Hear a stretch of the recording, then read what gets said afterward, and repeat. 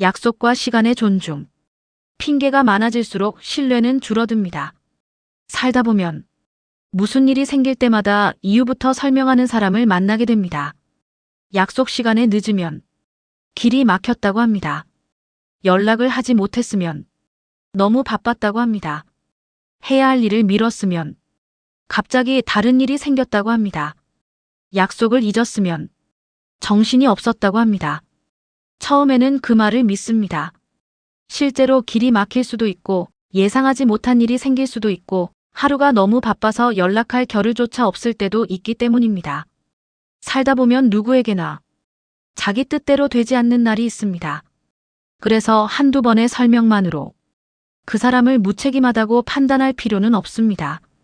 그런데 이상하게도 핑계가 많은 사람에게서는 비슷한 일이 계속 반복되는 경우가 있습니다. 문제는 바로 여기서 시작됩니다. 핑계와 이유는 비슷해 보이지만 저는 둘 사이에 분명한 차이가 있다고 생각합니다. 이유는 무슨 일이 있었는지를 설명합니다. 하지만 핑계는 때때로 자신에게 책임이 없다는 것을 설명하기 위해 사용됩니다. 길이 너무 막혔습니다. 여기까지는 이유일 수 있습니다. 그런데 그 다음 말이 계속 이어집니다. 원래 이 시간에는 안 막히는데 오늘만 이상했습니다. 앞차가 너무 천천히 갔습니다. 주차할 곳도 없었습니다. 전화하려고 했는데 운전 중이라 못했습니다. 도착해서 하려고 했는데 정신이 없었습니다. 듣다 보면 늦은 사람은 사라지고 교통과 앞차와 주차장과 전화기가 모두 잘못한 것처럼 느껴집니다. 설명이 길어질수록 정작 가장 중요한 한마디는 뒤로 밀립니다. 기다리게 해서 미안합니다. 핑계가 불편한 이유는 설명 자체가 길어서가 아닙니다. 그 설명 속에서 자신의 책임을 조금씩 지워버리기 때문입니다. 직장에서도 비슷한 모습을 볼 수 있습니다. 어떤 동료가 정해진 날까지 자료를 보내기로 했습니다. 하지만 시간이 지나도 자료가 오지 않습니다. 다음 날 물어보니 말합니다. 어제 일이 너무 많았습니다. 며칠 뒤에는 또 다른 이유가 생깁니다. 다른 부서에서 갑자기 요청이 들어왔습니다. 그 다음에는 컴퓨터가 이상했습니다. 또 다음에는 제가 보내려고 했는데 다른 일을 하다가 깜빡했습니다. 각각의 사정만 놓고 보면 충분히 일어날 수 있는 일입니다. 하지만 이런 일이 반복되면 함께 일하는 사람은 어느 순간부터 이유의 진위를 따지는 일을 그만두게 됩니다. 정말 바빴는지, 컴퓨터가 정말 고장났는지, 갑자기 다른 일이 생겼는지가 더 이상 중요하지 않아지는 것입니다. 대신 한 가지 사실만 남습니다. 이 사람에게 맡기면 또 늦을 수 있겠구나. 신뢰가 줄어드는 순간은 상대의 말을 거짓말이라고 판단했을 때만 생기는 것이 아닙니다. 그 사람의 말을 믿더라도 결과를 기대할 수 없게 되었을 때도 신뢰는 줄어듭니다. 이 차이는 생각보다 중요합니다. 거짓말을 하지 않아도 신뢰를 잃을 수 있기 때문입니다. 핑계가 습관이 되면 사람은 자신의 행동보다 자신이 처했던 상황을 먼저 바라보게 됩니다. 내가 왜 그랬을까? 보다 내가 그럴 수밖에 없었던 이유가 무엇이었지? 를 먼저 찾게 됩니다. 그러다 보면 잘못을 돌아보는 대신 자신을 이해시키는 데 익숙해질 수 있습니다. 늦었지만 이유가 있었고, 못했지만 사정이 있었고, 연락하지 않았지만 바빴고, 잊었지만 정신이 없었습니다. 그렇게 모든 일에는 설명이 붙습니다. 그러나 상대의 입장에서 보면 결과는 크게 달라지지 않습니다. 기다린 사람은 기다렸고, 약속은 지켜지지 않았고, 해야 할 일은 늦어졌고, 누군가는 그 빈자리를 대신 채워야 했습니다. 핑계를 말하는 사람은 자신에게 일어난 사정을 중심으로 생각하지만 그 핑계를 듣는 사람은 그 일 때문에 자신에게 생긴 결과를 기억합니다. 바로 이 지점에서 두 사람의 생각이 엇갈립니다.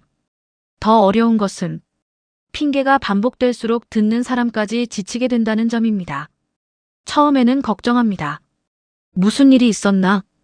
두 번째에는 이해하려고 합니다. 이번에도 사정이 있었겠지. 세 번째쯤 되면 조금 의심하기 시작합니다. 그리고 같은 일이 계속되면 어느 순간부터는 묻지 않게 됩니다. 왜 그랬습니까? 라는 질문조차 하지 않습니다. 어차피 또 이유가 있을 것이라고 생각하기 때문입니다. 저는 오히려 이 순간이 관계에서는 더 위험하다고 생각합니다. 화를 내고 따지는 동안에는 아직 상대에게 기대가 남아있을 수 있습니다. 하지만 설명조차 듣고 싶지 않아졌다면 마음속에서는 이미 기대를 거두고 있을 가능성이 큽니다. 그 사람은 원래 그래. 이 한마디가 나오기 시작하면 핑계는 더 이상 자신을 보호해주지 못합니다.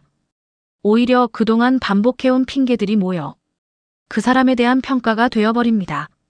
그렇다고 모든 상황 설명을 핑계라고 몰아붙일 필요는 없습니다. 정말 중요한 것은 설명 뒤에 무엇이 따라오는가입니다. 늦어서 죄송합니다. 길이 많이 막혔습니다. 다음부터는 이 시간대에는 조금 더 일찍 출발하겠습니다. 이 말에는 상황 설명과 함께 자신의 몫이 있습니다. 제가 확인을 놓쳤습니다. 오늘 안으로 처리하고 다음부터는 미리 확인하겠습니다. 이 말 역시 잘못을 인정한 뒤 해결하려는 행동이 따라옵니다. 반면 제가 일부러 그런 것도 아니잖아요. 그 상황에서는 어쩔 수 없었습니다. 저도 바빴습니다. 그 정도 가지고 왜 그러십니까? 이런 말이 반복되면 대화의 목적은 문제를 해결하는 것이 아니라 자신을 방어하는 것이 되어버립니다. 핑계가 많아질수록 상대는 설명을 듣는 사람이 아니라 그 사람의 책임을 면제해줘야 하는 사람이 됩니다. 그리고 그것이 반복되면 관계는 피곤해집니다. 때로는 핑계가 자존심을 지키기 위한 방법일 수도 있습니다. 잘못을 인정하면 내가 부족한 사람처럼 느껴지고 미안하다고 하면 지는 것처럼 느껴지고 책임을 인정하면 비난받을 것 같아 두려울 수도 있습니다. 그래서 우리는 자신도 모르게 상황을 설명하며 스스로를 보호합니다. 하지만 사람 사이의 신뢰에서는 완벽해 보이는 것보다 자신의 몫을 인정하는 것이 훨씬 중요할 때가 있습니다. 제가 잘못 판단했습니다. 제가 놓쳤습니다. 다음에는 그렇게 하지 않겠습니다. 짧은 말이지만 이런 말을 할 수 있는 사람에게서는 오히려 안정감을 느끼게 됩니다. 실수하지 않는 사람이어서가 아니라 문제가 생겼을 때 책임을 피하지 않을 것이라는 믿음이 생기기 때문입니다. 생각해보면 신뢰라는 것은 거창한 약속으로 만들어지지 않습니다. 다시는 안 그러겠습니다. 앞으로 잘하겠습니다. 이번만 이해해 주십시오. 이런 말보다 더 중요한 것은 다음번에 실제로 달라진 모습입니다. 한 번 늦었다면 다음에는 조금 일찍 움직이는 것, 연락을 놓쳤다면 다음에는 미리 연락하는 것, 해야 할 일을 미뤘다면 다음에는 먼저 확인하는 것. 핑계는 지나간 일을 설명하지만 행동은 앞으로의 관계를 보여줍니다. 그래서 신뢰를 회복하는 가장 좋은 방법은 더 좋은 핑계를 준비하는 것이 아니라 같은 핑계가 다시 필요하지 않도록 행동을 바꾸는 것이라고 생각합니다.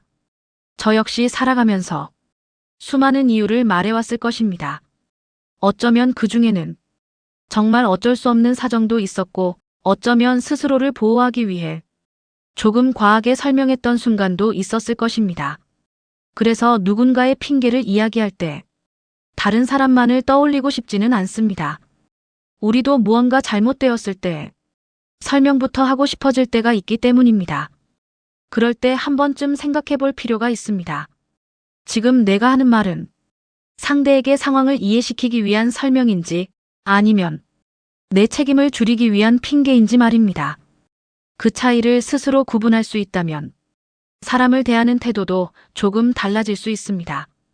핑계가 필요한 순간은 누구에게나 있습니다.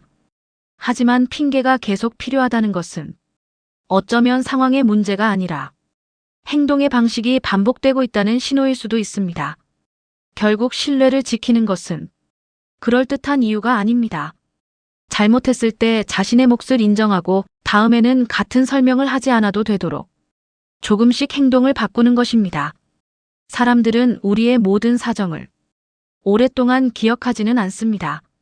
하지만 이상하게도 같은 상황에서 우리가 보여준 태도는 기억합니다. 그리고 그 기억들이 쌓여 한 사람에 대한 신뢰가 됩니다. 다음 이야기. 실수는 한 번으로 끝나지만 습관은 반복됩니다. 그런데 여기서 한 가지 질문이 남습니다. 같은 실수가 계속 반복된다면 우리는 언제까지 그것을 단순한 실수라고 불러야 할까요? 한 번 약속을 잊는 것은 실수일 수 있습니다. 한 번 늦는 것도 실수일 수 있고 한 번 연락을 놓치는 것도 누구에게나 생길 수 있습니다. 하지만 같은 일이 2번, 3번, 그리고 계속 반복된다면 이야기는 달라집니다. 그때부터 우리는 그 사람의 행동을 실수라기보다 하나의 습관으로 보기 시작합니다. 더 중요한 것은 좋지 않은 습관을 가진 사람일수록 자신의 반복을 잘 알아차리지 못할 수도 있다는 점입니다. 매번 상황이 달랐다고 생각하기 때문입니다. 지난번에는 길이 막혔고, 이번에는 일이 많았고, 다음에는 깜빡했으니 본인에게는 모두 다른 사건처럼 느껴질 수 있습니다. 하지만 그 사람을 기다리는 상대에게는 결국 같은 일이 반복된 것입니다. 다음 이야기에서는 한 번의 실수와 반복되는 습관은 어떻게 다른지, 그리고 반복되는 행동을 우리는 어디까지 이해해야 하는지 이야기해 보겠습니다. 또한 상대의 반복되는 습관만 바라보기 전에 나에게도 누군가가 오래 참고 있는 습관은 없는지 함께 생각해 보려 합니다. 실수는 한 번으로 끝나지만 습관은 반복됩니다에서 이어가겠습니다.